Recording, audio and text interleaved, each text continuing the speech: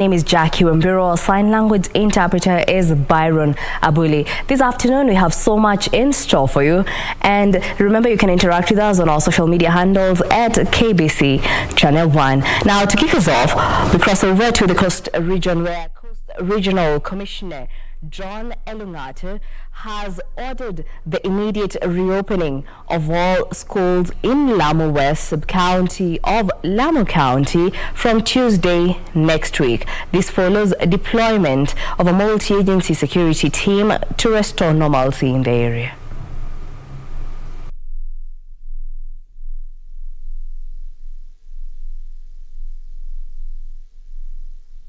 Mmesikia tuna nyumba 10. Wanasema usalama ni wewe na so kile ambacho tungeomba ni kwamba kulingana na yale amesema na yale tumesema, Jumanne watoto shuleni, na sisi ambao mashamba yetu tutaambiwa na huyu twende kwa mashamba, na wazee mtaa tupalilie ground, polisi waweze kupita na wanajeshi wakitoa wale watu ni wabaya ambao wanatusumbua, kupalilia kufanya nini, kuprovide information na kutengeneza neighborhood watch.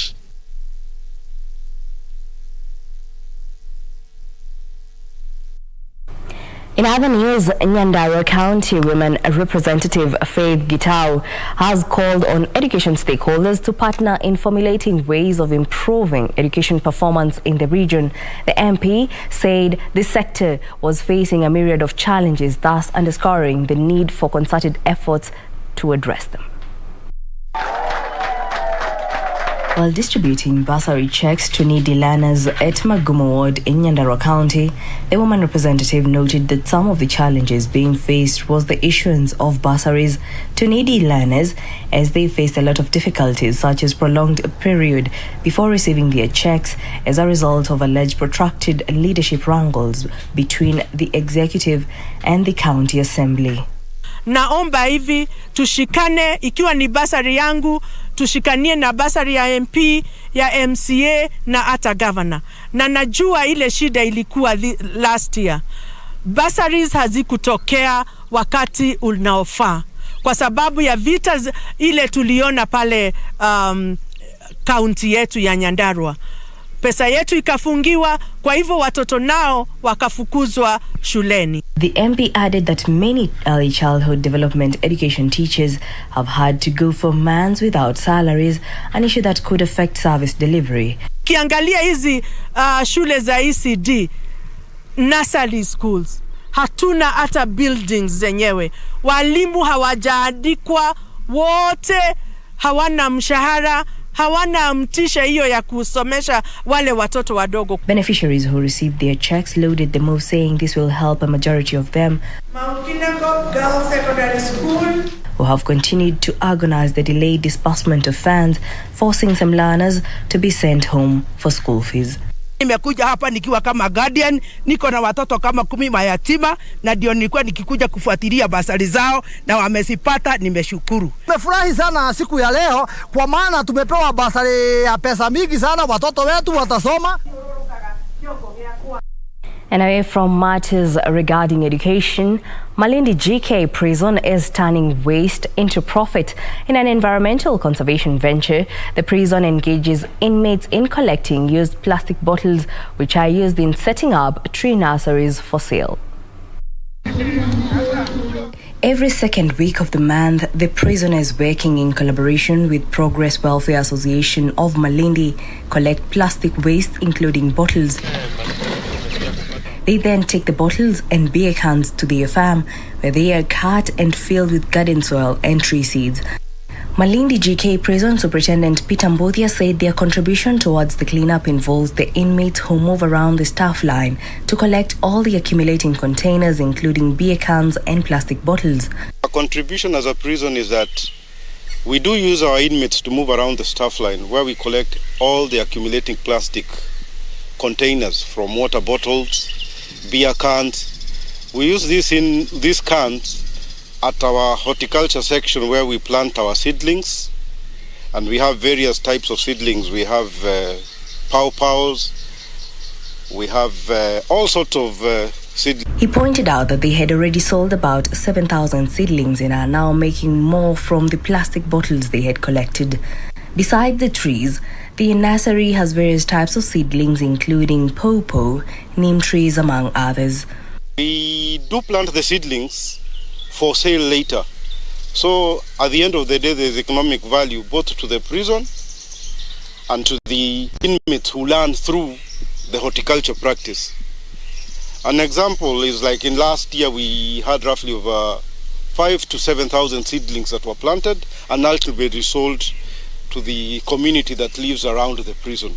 The Malindi prison boss said they have also been enlightening the local community around the prison on the importance of utilizing plastics in useful ways. To get their training, and they specialize in being people who are conversant in the horticulture sector, and they tend to be able to make a living out of the training they were given in. The community has borrowed the leaf from the initiative as pupils at Majivuni Primary have set up a nursery using the plastic waste. All the plastic, all the waste, and they're using it to build their own nurseries. They have agricultural classes where they use those plastics for their benefit.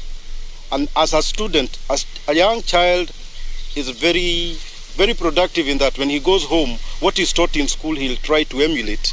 So we tend to believe it permeates the society, and at the end product will be that we'll have. The Malindi cleanup exercise began 3 years ago in efforts of bringing back the lost glory of the resort town, which at one time topped in the country as the cleanest town.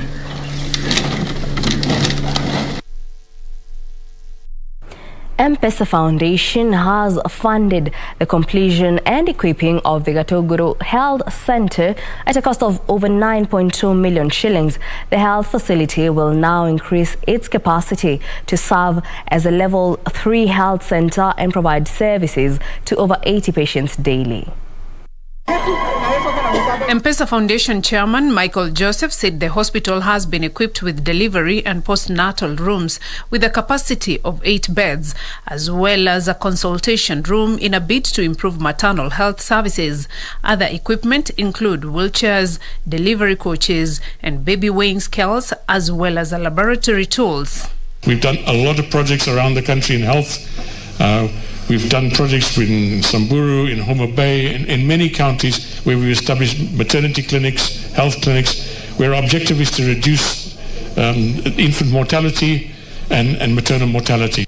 He said the construction of a septic tank will improve sanitation standards at the health center, while the installation of an ambulation block and an underground water tank will enable the hospital to meet its water needs for effective service delivery. He further noted that the M-Pesa Foundation has also invested 150 million shillings in the Uzazi Salama project, targeting over 90,000 women and children under 5 years in Homa Bay County, following a similar project in Samburu County, which has seen over 200,000 beneficiaries receive maternal health services. The foundation has also partnered with Gertrude's Hospital Foundation for the Daktari Smart Telemedicine program, targeting over 32,000 children in Samburu, Homa Bay, Baringo, and Lambu counties. Beatrice Gatonyingetich, Lunchtime News. Moving on from health matters, over 10,000 families are living in fear of being evicted from an 85-acre piece of land in Kwabulo area, NYALI constituency. This is after the expiry of their land rates payment arrears notice. An insurance company who have claimed ownership of the land now want the families to vacate the land. The families are now calling on both the national and county government to intervene. These were the scenes at Kwabulo area, NYALI constituency. Residents are living in fear of being evicted from this 85-acre piece of land they have occupied for years. According to Abdallah Hiribai, an elder here, an insurance company which claims to own the land served them with a notice that all the occupants needed to pay huge amounts of money for land rates arrears, which they cannot afford, and the time given has since expired. Juzi watu wa insurance wakaja kadai kuwa sisi bana hapa timaskota, hili shamba ni lao na kila mtu ampewa bana ile bili yake kulipa plot kuanzia milioni 2 mpaka milioni moja, mpaka laki moja, hata room moja pia amewekwa 60,000. The residents reiterated that they are now living in fear, not knowing whether they will be evicted or their houses demolished by the insurance company for defaulting on the notice. Watu roho zimeweka juu, hawali wala hawalali. Hiyo pesa hawajui watatoa wapi. They are now calling on both the national and county government to intervene and resolve the matter, since the two levels of government are familiar with the issue at hand. Sentiments echoed by Said Mohammed, a political aspirant who promised to follow up the matter with the relevant authorities. Sasa twakuomba kuanzia serikali ya county mpaka serikali kuu, mpaka iende kwa mzee wetu, rais wetu Uhuru Kenyatta, mtusaidie janga hili lilotupata. Hatupati kula sisi. Naomba Bwana Ali Hassan Joho, wewe ni serikali tayari, tumekupa miaka 10 umetuhudumia, tunashukuru.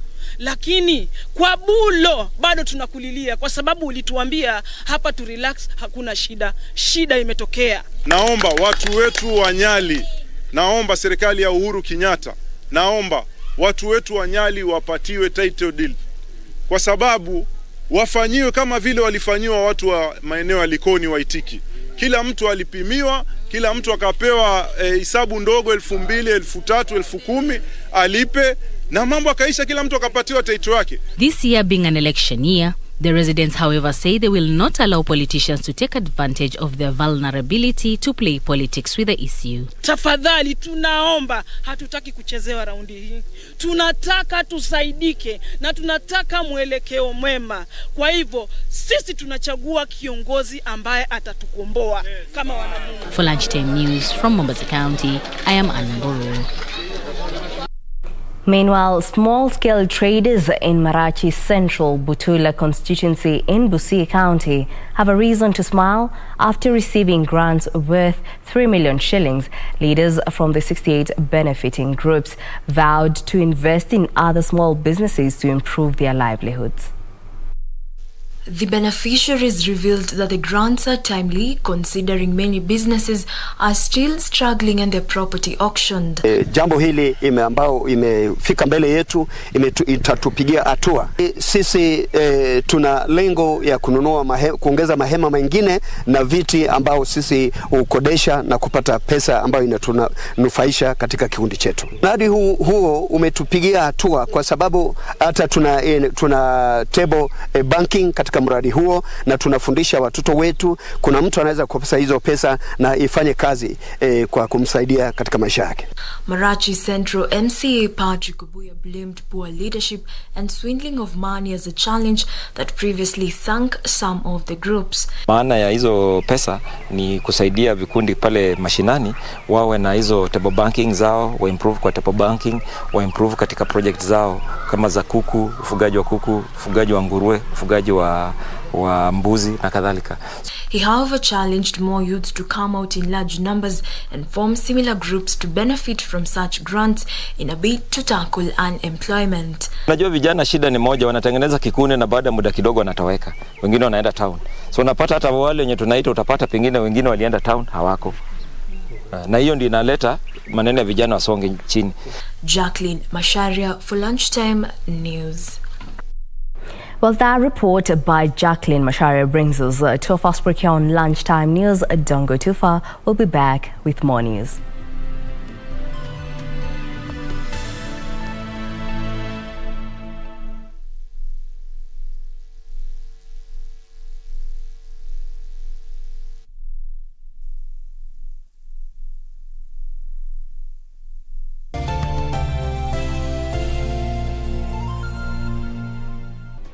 Do you have a news story to share with KBC? Get in touch swiftly on email news@kbc.co.ke or call 0723 892 654 or 0734 780 124.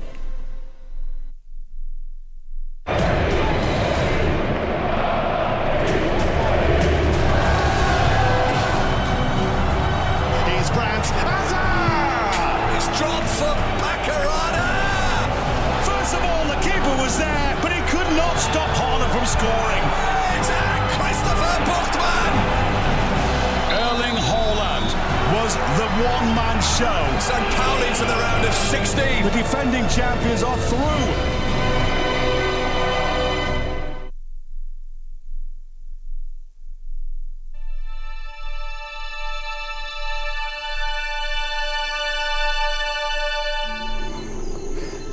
What if God told me to do something I did not understand?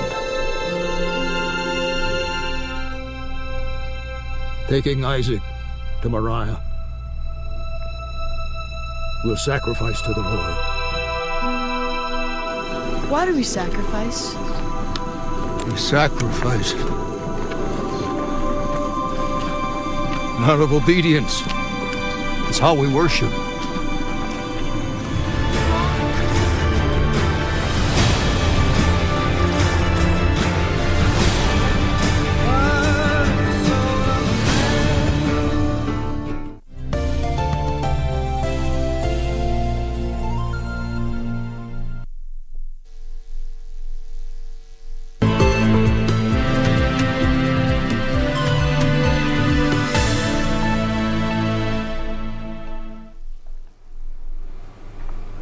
Welcome back. Now let's proceed.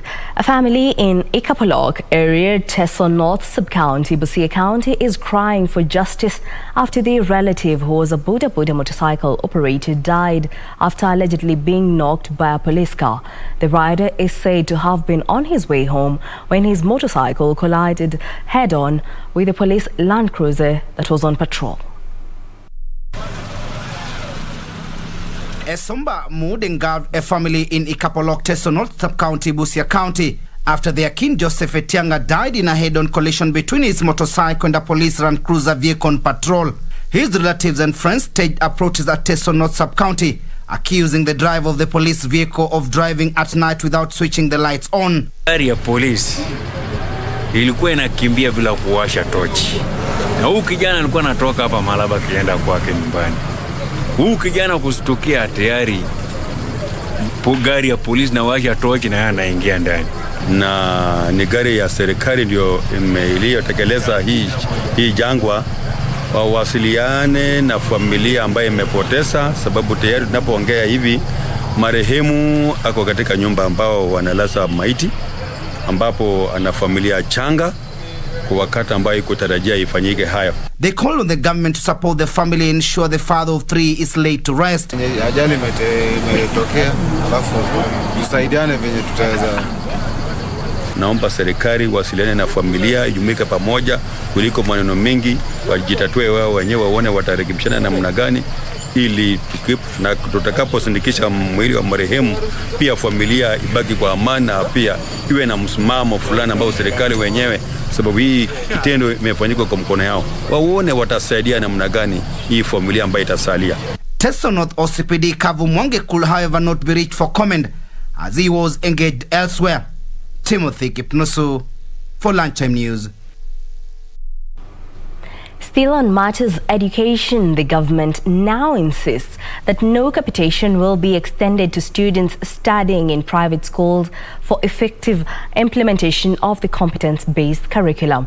Education Cabinet Secretary Professor George Magoha maintains that parents whose children study in private schools should pay for the implementation process. Speaking after inspecting ongoing construction of CBC classrooms at Mangu and Gatundu High Schools in Juja and Gatundu South constituencies respectively, Magoha said plans are underway to fast-track completion of 10,000 new classrooms across the country to accommodate junior high school students next year. To the extent that by the grace of God, when my most humble self and the President are leaving, because me I want to leave also, we shall have made sure that classrooms are there for grade 7. We shall have made sure that the grade 7 books are actually in schools, because they are now working on them as we speak. We shall have made sure that the grade 7 books are in schools. We shall have made sure that the teachers that are going to teach those grade 7 have been trained to do so. For effective implementation of the new education system, secondary schools are required to put up new classrooms to accommodate students who will be joining junior high school next year. According to Professor Magoha, the government has disbursed 4 billion shillings in the first phase of the construction of the new classrooms. and the classrooms we are building are for grade 7, which will be from next year. So the president is preparing the nation, even though he will not be there, is preparing the nation towards this. The next lot, we are hoping that the majority of the classrooms will be ending by the beginning of March, which is about 6 weeks from now. Then the second set will start at the end of April, when we shall have marked the exams. Private schools, which have been grappling with huge financial constraints occasioned by the COVID-19 pandemic, have been agitating for the government's help to put up the required infrastructure. However, Professor Magoa says private schools should bear the cost of putting up the infrastructure required for CBC implementation. I'm a minister for both public and private, and I'm asking those private schools who feel they want to take part in this junior secondary, they can create standalone junior secondary schools in their primary schools, or they can also do exactly what we are doing in our secondary schools, but at their own cost. And away from matters education, tension is high in Lunchtime, BARINGO South following escalating insecurity caused by bandits that has led to the death of one person and several houses torched. Residents in the affected area have fled following the flare-up of insecurity in the past 2 weeks. Baringo County leaders led by Baringo Senator Gideon Moi, Baringo Women Rep Gladwell Cheruyot, Area MP Charles Kamuren among local leaders while visiting the victims condemned the attacks as they called on the residents to coexist peacefully. Sisi kama watu wa Baringo County tumesikia uchungu kwa yale ambayo yametendeka hapa Lunchtime, Mochongoi, na tumesema kwamba iko hatua ambayo tunataka serikali ichukue, na sasa tumeeleza bwana waziri Matiang'i na tuko na hakika kwamba yeye atafanya yale ambayo lazima afanye. Leaders have called for deployment of Kenya police in the area to restore calm. In the latest incident, one person was shot dead before being burned as the raiders also torched several houses, forcing people to flee the area. A security meeting that was held in the area was cut short after bandits engaged police in a close-range shooting, sending people to run for their lives. Following the attacks, there is a looming humanitarian crisis as hundreds of locals are now camping at various schools in the area in dire need of food and non-food stuffs. Beatrice Getonyang-Etich, Lunchtime News.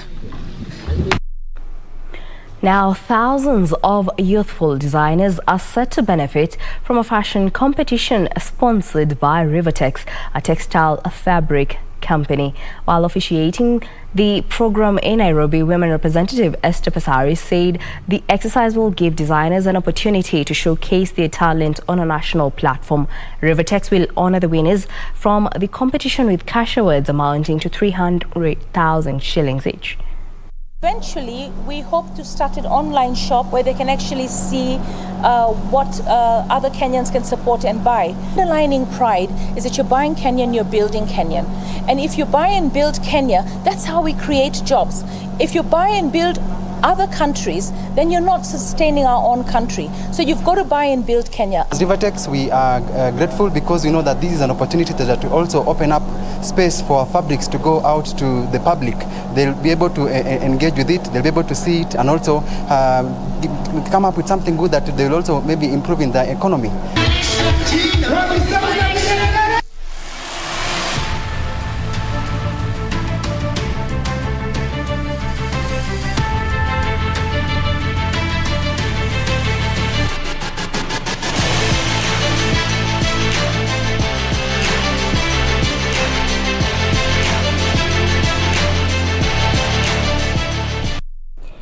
And in the sports arena, Division 1 champion Akif Virani is the 2021 Motorsport Personality of the Year. The Skoda Fabia R5 driver achieved the feat during a colourful ceremony held last night at the WRC Safari Rally Secretariat in Kasarani. champions. The season that has been an amazing one. Akif Virani beat his closest challenger Carl Flash Tundo after an outstanding performance last season. The Nairobi-based businessman was voted for the Coveted Award by Kenya Motorsports Federation competitors, license holders and commissions. Akif registered his maiden KNRC win at the KCB Nanyuki Rally after Tundo was disqualified for being pushed from the end of the power stage by Jasmine Chana. Lynette Ayuko was voted the KNRC Navigator of the Year after a series of top 10 positions. Ayuko, who navigated Maxine Wahome in Division 2 and Hussein Malik in Division 1, racked up unassillable points in the Division 2 Navigators Championship but failed to meet the 75% threshold to be eligible for a title. I think the only word of caution is that as a government we take doping very, very seriously, and we'll continue doing everything that we can to keep our sports, our sportsmen and our sportswomen clean, both locally and internationally. And I would like all of you to join us in ensuring that that actually happens. I had been out of rally for 2-3 years. I've been on treatment for some condition. To gain my functions and to just be able to come back to do the sport is one of the biggest things. I'm still under treatment, so it's still an adventure. But at the same time, rallying with both Hussein and Maxine, it was a great experience. The tarmac racing and the hill climb, we are continually expanding the offering of motorsports in Kenya to make sure that people who are interested in motorsports get an opportunity in different fields. The Gala Night also awarded 2021 champions in various motorsport disciplines.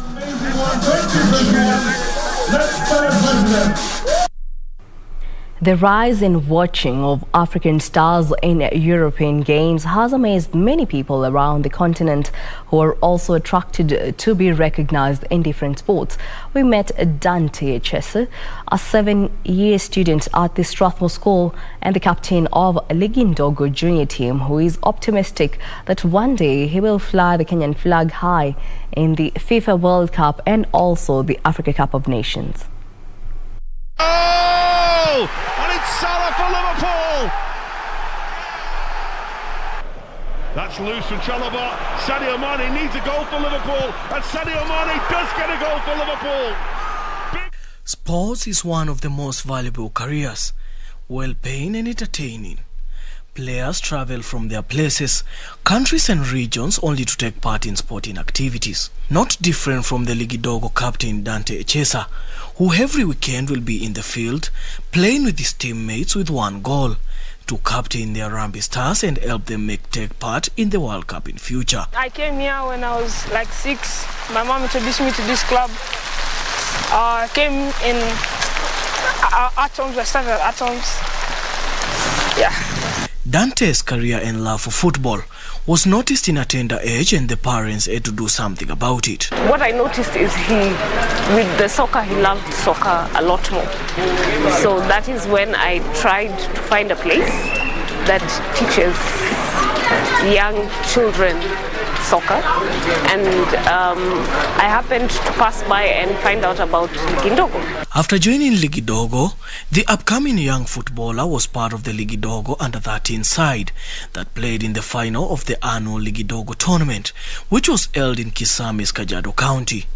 At the end of the tournament, Dante's side won under-13 category and lifted the trophy. In his other competitive appearance, young Echese was instrumental for his team during the UFA tournament, which was held at Syokimau, Nairobi last year. During the tournament, in which 15 teams from Nairobi took part, the young star was crowned the most valuable player of the tournament. There's a lot of sacrifice in terms of commitment and time, as well as money. But also, on the other hand, there is a positive side in that just other than the awards and the everything, it teaches the child a lot of self-discipline. The 7-year pupil at Strathmore School was also named as the assist king during the East African Ligidogo Cups. Some people are really hard to coordinate. There are some people who are on just on a bit below the good level of football. So you have to toughen them up. While AFC Leopard is his best local club that he would like to play for, Manchester United is his favourite team globally, although he also aspires to emulate Jordan Henderson, who is a Liverpool captain. For Lunchtime News, I'm Daniel Mwendwa. Tennis star Novak Djokovic has lost his last-ditch court bid to stay in Australia and is set to be deported. Judges rejected his appeal after the government cancelled the unvaccinated player's visa for a second time this month on public health grounds. The decision has ended the 34-year-old's hope of defending his Australian Open title and winning a record 21st Grand Slam. He had been scheduled to play his first match on Monday. During Sunday's court hearing before a three-judge panel, Djokovic defended unsuccessfully argued that the grounds given by the government were invalid and illogical. Djokovic has been staying at an immigration detention hotel in Melbourne, the same place he was taken after his visa was first revoked following his arrival on 6th January.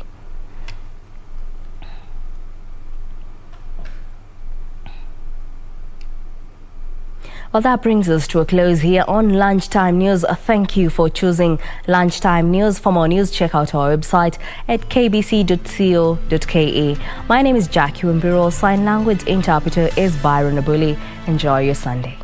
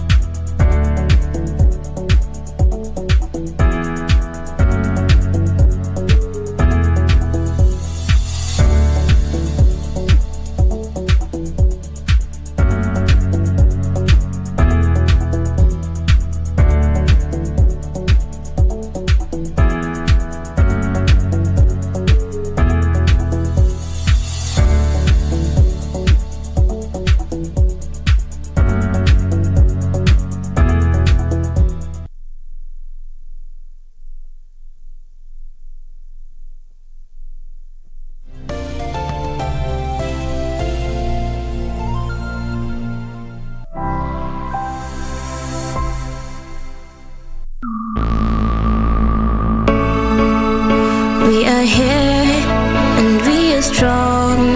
Let's be counted as we move on. Make a difference, change lives as we tell our different stories. We are capable, beautiful. We are born to do great things. We're unstoppable, incredible, 'cause we're differently abled, differently. Disability comes with its own share of challenges. Those who acquire a disability later in life may face challenges because they need to change and adapt to a new way of doing things. In this episode, we feature such individuals. My name is Jane Theuri, and this is Able Differently. Welcome to the show.